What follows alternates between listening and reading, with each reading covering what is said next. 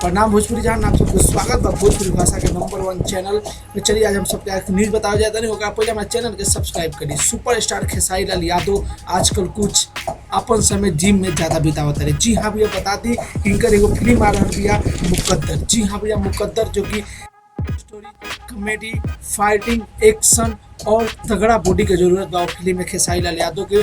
ओकरा खातिर कुछ ज़्यादा ही समय बता रहे बड़े खेसारी लाल यादव जी में। बता दें कि मुकद्दर की शूटिंग स्टार्ट हो चुका बा, बहुत ही जल्द आप सबको सिनेमा घर में देखे के मिली। मुकद्दर में खेसारी लाल यादव और काजल अहमानी की जोड़ी एक साथ आप सबको देखे के मिली, लेकिन खेसारी लाल यादव वो खातिर कुछ ज़्यादा ही मेहनत करते रहे। बता दी भैया, खेसारी लाल यादव हर एक फिल्म में मेहनत कर ले, लेकिन ये में कुछ ज़्यादा जिम में अपन समय बिता रहे बड़े। और वो फिल्म में दमदार एक्शन और खेसारी लाल के सिंगिंग और कॉमेडी से भरल मूवी रही। आप सबके देखे में बहुत ही अच्छा लगेगा। खेसारी लाल का परफेक्ट बॉडी बना रहा अपन सबके। आप सब फोटो देख रहा बानी।